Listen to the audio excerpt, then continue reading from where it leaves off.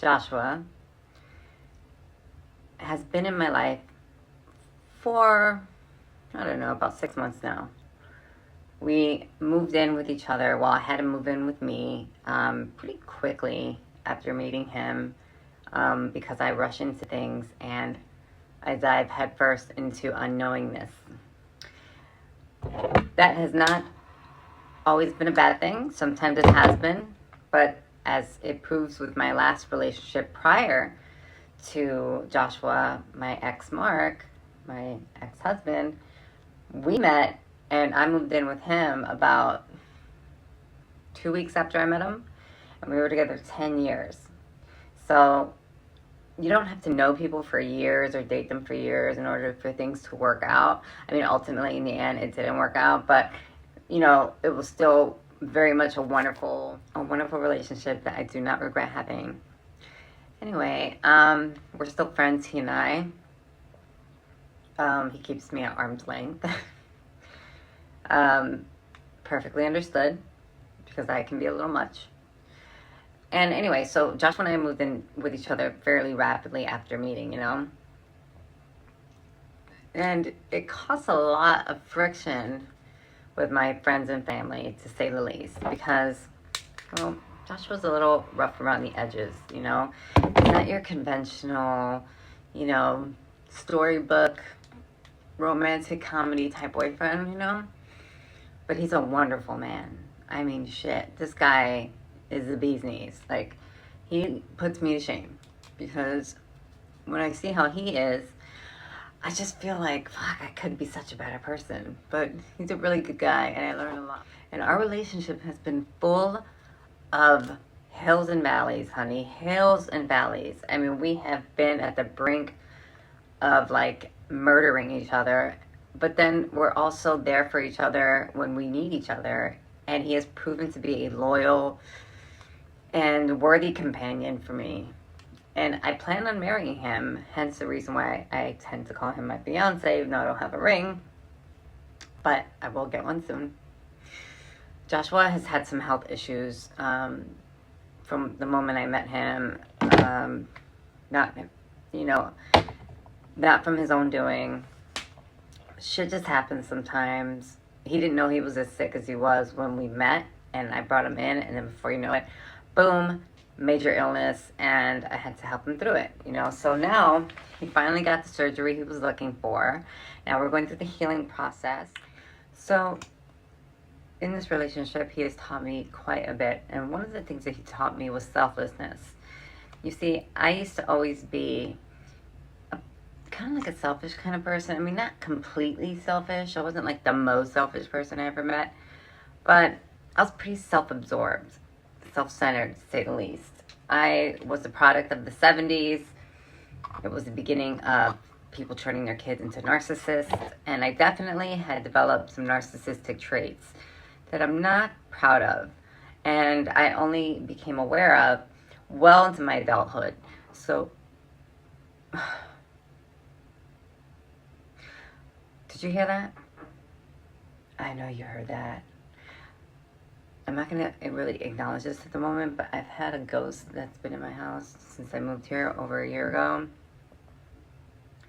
And let's just say he likes a lot of attention. I'm assuming it's a he, because I think he has a crush on me. He tends not to like anybody that I date, especially Joshua. Anyway, I lost my train of thought. Okay, oh yes, right. So I had some narcissistic traits growing up that I wasn't aware of until I was well into my adulthood. Thank God for therapy, because I really believe everyone can benefit from therapy. I certainly have benefited from therapy. Am I fixed? Hell no. But I'm a lot better than I used to be. Now, this admittance of having a narcissistic tendency is not bragging by any means. It's just telling on myself, really, because I need people to know that you can stop these dysfunctions dead in their tracks once you become aware of it. Once you have the awareness and you have the willingness to change it, you can stop these dysfunctions from, you know, turning into something huge, you know. And I still have to work on it. It's not like it's ever really going 100% away. I still have this self-absorption. Sometimes, I can be selfish still. But being with Joshua has taught me selflessness. And let me tell you how. You see, everybody that we date, everybody that we're with, even friendships, family relationships, all of this can be so helpful to bounce back your standing with the rest of the community. So by being with people and building a tight relationship with someone, you see where your flaws are, you see where your strengths are, and you can nurture those strengths and you can inhibit those flaws once you become aware of them, and you can cultivate them, And this is something that I've learned with Joshua, because honestly, prior to him, I just was all about me. But being with him and suffering with him through this illness that he has dealt with, I can truly say that it taught me how to love someone more than I love myself.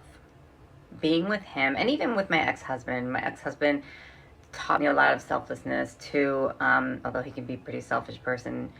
Still love you, Mark, but it's true.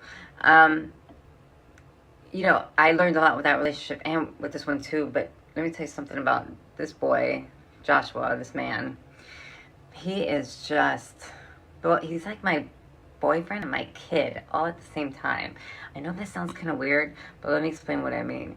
What I mean is, the boy can't do shit without me, okay? The fact that he's not here, I am just flabbergasted that he's not here right now, because let me tell you something, this boy can't even fucking wipe his ass without me being present or something. I'm just kidding. I mean, but you know what I'm saying. He just needs a lot of me. And in my last video, I posted about like how he gets upset when I need like alone time and shit, because I'm one of these people that I cherish my alone time, and so should you. I mean, alone time is so important, you guys. You have to have time of reflection. You have to have time by yourself. You have to have time to process your day, your stuff, And it's like, if you have somebody in your ear constantly, how are you ever going to process those things? And before you know it, you turn into a thunder cunt like I do. So avoid that. And so, the fact that he's not here right now, it's just amazing, because he went to go get his ID because he guessed he doesn't have an ID, and it has wreaked havoc in his life. And he has taken it upon himself to get up at 6 a.m. and go get his fucking ID, his state ID, because of numerous meltdowns that I've had about it with him, because we go to do shit and we can't because he needs an ID to do it. And he goes to apply for something and he can't because he needs his ID to do it. And he needs a job, but he can't. Girl, get your shit together, boo. You grown as hell. Fuck. The fact that you don't have an ID is just, ugh. It's so aggravating. But he's changing this situation as we speak. He's getting his ID. I'm proud of my man. Hercules. Because I need him to do this. I cannot baby him anymore. I can't cuddle him. I can't carry him. I gotta get him off my titty. He just needs to do him, and then come back. Ladies and gentlemen, let me share something with you. If you find yourself being 41 years old with no ID, the first thing you need to do when you wake up the next morning, if it's not a Saturday or Sunday, is go get your motherfucking ass an ID. Because that shit is irritating, aggravating for people in your life to have to see you try to maneuver with no fucking identification. Not only is it illegal, but it inhibits you from doing almost everything. So just absorb that. Think about it. Think about that friend that you go to the club with, like everybody's like dressed and ready to go, everybody's looking cute, you go to the club, you wait in line, you go to the bouncer, and then they ID you, and you got that one motherfucking friend that always forgets her ID. And although she is of age, she can legally get in, she doesn't have her ID to prove otherwise. So she's not allowed in.